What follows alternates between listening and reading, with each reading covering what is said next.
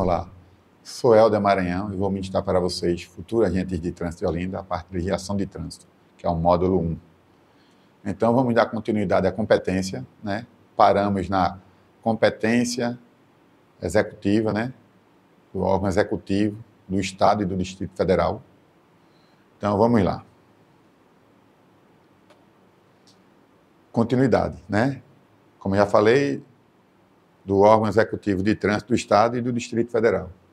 Vamos para o 13º. Integrar-se aos outros órgãos ou entidades do Sistema Nacional de Trânsito para fins de arrecadação, compensação de multas impostas na área de sua competência, com vista à unificação do licenciamento, a simplificação e a celeridade das transferências de veículos e de prontuário de condutores de uma para outra unidade da federação. Vejam, mesma coisa, igualzinho ao rodoviário, né? Ao órgão executivo rodoviário do Estado, e também a PRF, ok? Vamos para o 14º. Fornecer aos órgãos e entidades executivas de trânsito e executivos rodoviários municipais os dados cadastrais dos veículos registrados e dos condutores habilitados para fim de imposição e notificação da penalidade e de arrecadação de multa nas áreas de sua competência. Vamos lá.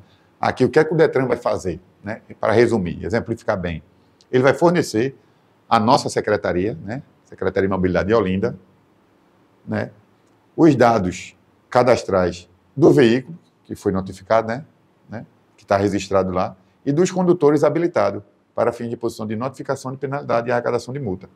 Ou seja, eu notifiquei um veículo aqui, nossa secretaria notificou um veículo, ou seja, o Detran vai fornecer os dados desse veículo para nosso órgão encaminhar a notificação de penalidade, né, para o proprietário. Porque se o órgão, o Detran, executivo do Estado, não enviasse para o nosso órgão, né, a Secretaria de Mobilidade de Olinda, esses dados, como eu iria dar ciência ao condutor que ele foi notificado? Entenderam? Então, por isso que o Detran tem que fornecer para a SMOB os dados do veículo e do proprietário para poder ser expedida a notificação de penalidade. Entendeu? A notificação de penalidade é aquela carta que chega no endereço, né, que chamamos de carta, é um aviso, né, informando ao condutor, ao proprietário, que ele foi notificado tal dia, em tal região, assim, tudo direitinho. E caso, né, aí vem os procedimentos, né, se ele vai recorrer, se não vai, defesa prévia e tudo mais, né. Então, vamos lá, para não adentrar muito nesse assunto. Eu já ia entrar, mas vamos evitar. 15.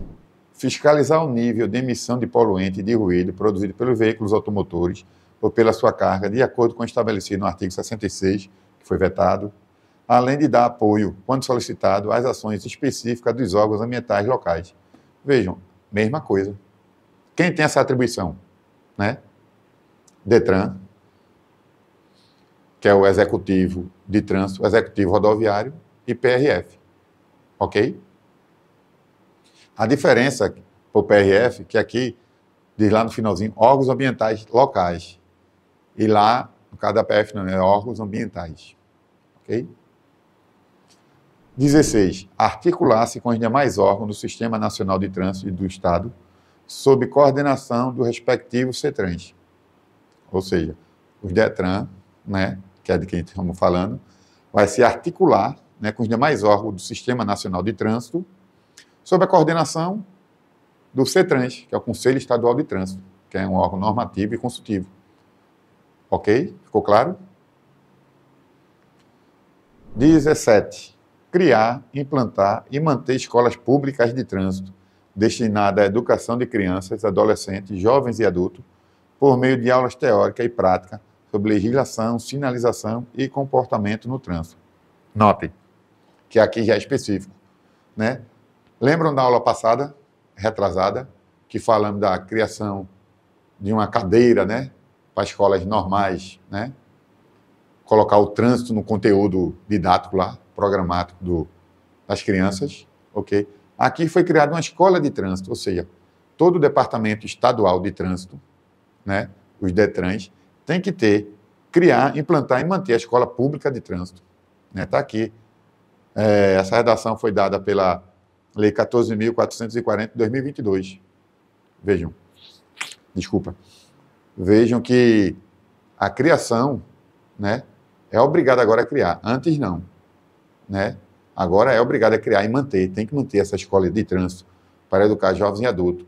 Ou seja, uma atribuição que seria passada para escolas, né? Escolas privadas, escolas públicas. Também agora é dos DETRANs, que é Executivo de Trânsito do Estado. Ok? Aí vamos falar agora dessa escola, aí vamos ver o que é que diz sobre isso, né? Parágrafo 1º. A competência descrita no inciso 2º do caput desse artigo, relativo ao processo de suspensão de condutores, serão exercidas quando? Vamos lá. O processo de suspensão, né, ele vai ser exercido quando? Existem alguns critérios, né? Quais são eles? O condutor atingiu o limite de pontos estabelecido no parágrafo, no inciso 1º do artigo 261 deste Código. Veja, está falando do artigo 261. Estamos ainda no 23, iremos entrar no artigo 24. Veja que salto temos que dar, entendeu? Para entender melhor. Mas eu vou explicar para vocês. O que diz o artigo 261? É aquele da pontuação, né? 261, 20 pontos, né? Se o condutor atingir 20 pontos e nessas 20 pontos tiver 2 multas ou mais gravíssimas, ele tem o direito de suspenso, né? No processo de suspensão. Aí, que mais? 30 pontos, para se ele tiver apenas uma, nesses 30 pontos, né? Uma notificação gravíssima. Ou 40 pontos, né? Para se ele não tiver nenhuma notificação gravíssima, nessa pontuação. Ou seja, toda notificação gera um ponto, né? Eu vou explicar mais na frente, mais 7, 5, 4 e 3, né? Gravíssima, grave, médio e leve. Ok? Então, se você levar 10 multas leves, você atinge 30 pontos. E não tem nenhuma gravíssima. Entenderam? Agora, se eu levar uma gravíssima, que é 7 pontos, né? Vou levar 2 gravíssimas, 7 pontos, e eu atingir 20 pontos na carteira, né? Já tem 14, levar mais 2 de 5. Ou seja, eu passei de 20 pontos, né? E vou ter meu direito suspenso por pontuação. Aí, fora a pontuação, como pode ser suspenso o direito de dirigir, né?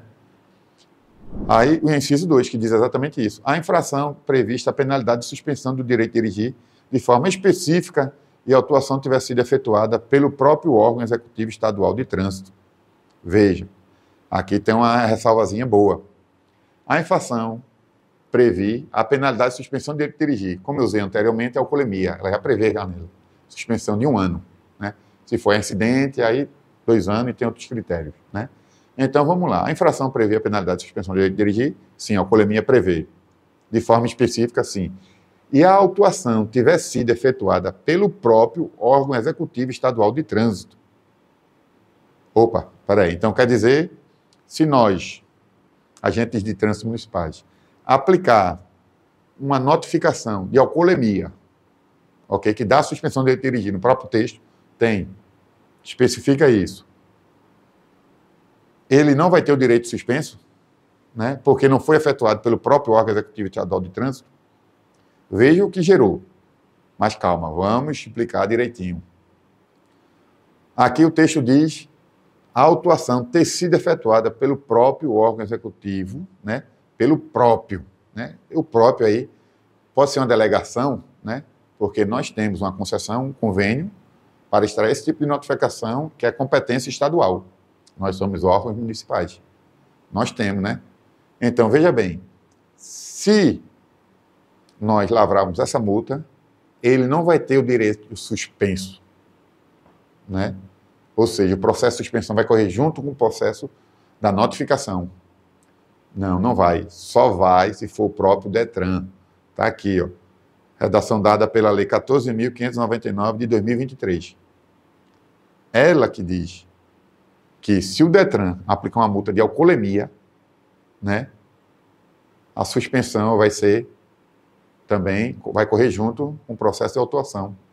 Ou seja, você não vai se defender da infração para depois se defender do processo de suspensão. Foi pelo DETRAN, é uma coisa só. Você vai se defender ao mesmo tempo de um e de outro. Você vai ter que fazer um recurso, para ficar mais claro, né? Um recurso da notificação e recurso à suspensão. São processos separados. Aqui não.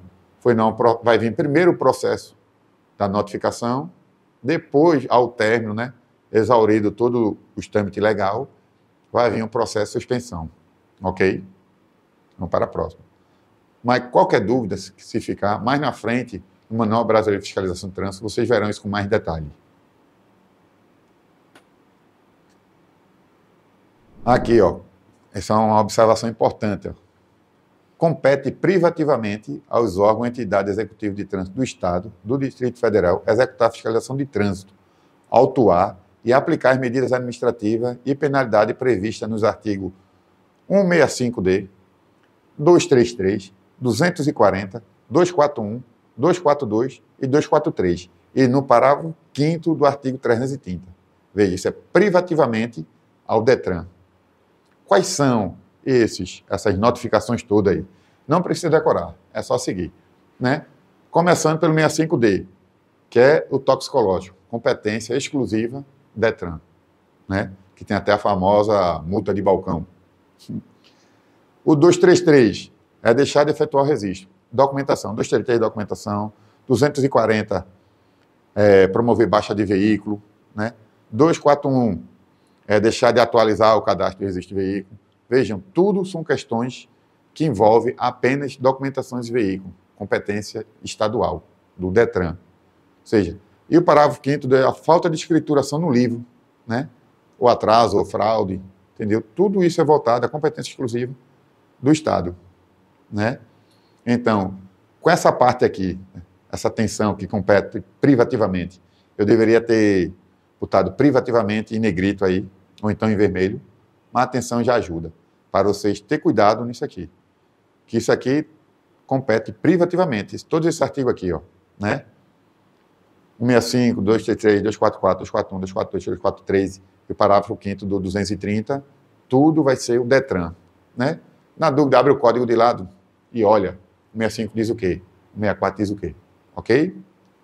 Então, vamos entrar agora na competência, entrar no artigo 23, que compete às polícias militares do Estado e do Distrito Federal. Veja, ela faz parte do Sistema Nacional de Trânsito, né? Então, vamos ver o que compete à polícia. Compete à polícia só o inciso, simplesmente o inciso. O que é que compete à polícia? Executar a fiscalização de trânsito quando e conforme convênio firmado com o agente do órgão ou entidade executiva de trânsito ou executivo rodoviário, concomitantemente com os demais agentes credenciados. Simples. Exatamente.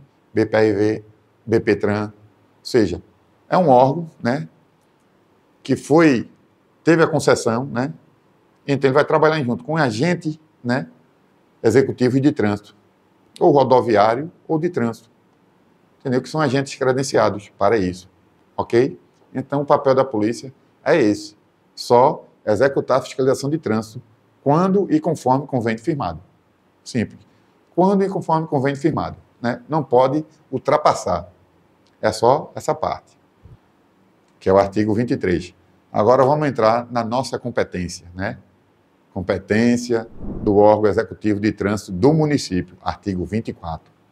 Ou seja, aqui vamos dar mais detalhes, vai se aprofundar mais um pouco, né? Porque vai ser o seu dia a dia. Você vai trabalhar com isso, então tem que estar mais afiado, mais firme, né, no conceito e nas definições das nossas competências. Então, vamos lá. Né? O inciso primeiro, igualzinho a todos os demais. Cumprir e fazer cumprir a legislação de trânsito e as normas de trânsito no âmbito de suas atribuições. Ok? Segundo, veja lá, o que vai mudar. Vejam se vocês conseguem comparar com o do Estado, com o DETRAN. Planejar, projetar, regulamentar e operar o trânsito de veículos, de pedestres e de animais e promover o desenvolvimento temporário ou definitivo da circulação, da segurança e das áreas de proteção de ciclistas. Conseguiram ver alguma diferença do inciso 2 com o inciso lá do DETRAN? Isso, mesma coisa, não tem diferença nenhuma. Sendo que aqui é no âmbito da competência municipal, né? 3. implantar, manter e operar o sistema de sinalização, os dispositivos e equipamento de controle viário. Estão vendo? Mesma coisa. Ok? Só que é no âmbito municipal. E essa lei foi dada, né? Criou e acrescentou, né? Foi a Lei 13.154 de 2015 e a Lei 14.071 de 2020, né? Que modificou o texto, né? Para deixar não brechas entre a competência de um e o outro, onde entra o Estado e onde entra o município. O quarto, coletar dados estatísticos e elaborar estudos sobre o sinistro de trânsito e suas causas. Viram? Mesma coisa. Ele vai coletar, né, dados e elaborar, mesma coisa, sempre para fomentar, né, adicionar esses dados ao cadastro do Senatran. Quinto, estabelecer em conjunto com os órgãos de polícia ostensiva de trânsito as diretrizes para o policiamento ostensivo de trânsito. Vejam, parece copiar, colar, mas não, é a competência mesmo, que só muda o local, o âmbito, né? Que seria, no caso aqui, nossa municipal. Agora vamos lá. O sexto, executar a fiscalização de trânsito em vias terrestres, edificações de uso público e edificações privadas de uso coletivo, autuar e aplicar as penalidades de advertência por escrito e multa e medidas administrativas cabíveis pela infração prevista neste Código, excetuadas aquelas de competência privativas do órgão da entidade executiva de trânsito do Estado e do Distrito Federal, prevista no parágrafo 2º do artigo 22, que acabamos de ler desse Código, notificando os infratores e arrecadando as multas que aplicar. Tirando aquela de competência, né, do Estado, que é livro, né, registro livro, documentação, que é do Estado, competência estadual. Aqui é municipal. Veja que agora tem uma diferença boa. Por quê? Porque aqui, ó, edificações privadas de uso coletivo, é com o município, né? Autuar e aplicar as penalidades de advertência por escrito, temos uma autoridade de trânsito, que é o nosso secretário, então ele vai expedir, né, se for o caso, a advertência por escrito.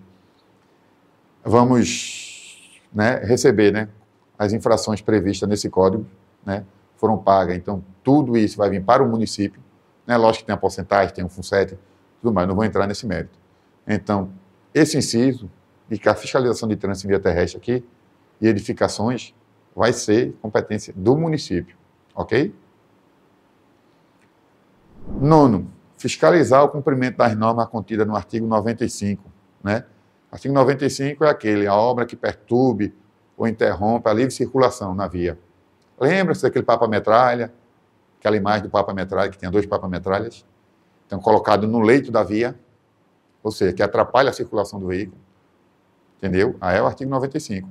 Então, fiscalizar o cumprimento dessa norma é competência nossa, ok? Se a viatura do Detran passar por Olinda, ver um papa-metralha, ele não vai notificar, ok? Porque é competência municipal, né? A não ser que no convênio tem essa delegação, né? 10º, implantar, manter e operar o sistema de estacionamento rotativo pago nas vias. Veja, que agora é de competência municipal, feito eu citei anteriormente. A Zona Azul em Recife é mantida e operada pela CTTU. Aqui em Olinda não existe, mas tem um projeto. Então, vai ser mantida, implantada e operada, né, por nossa secretaria.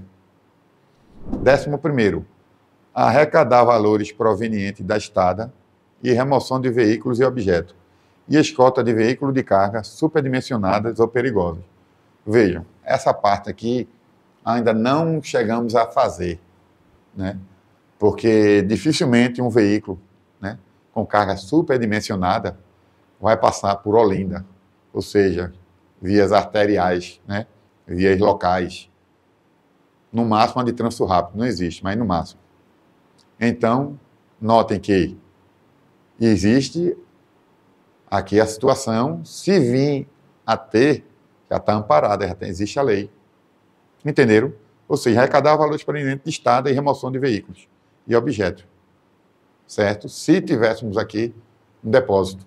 Ou seja, a Olinda pode construir um depósito aqui, pode delegar, fazer uma licitação para terceiros assumir e arrecadar esses valores.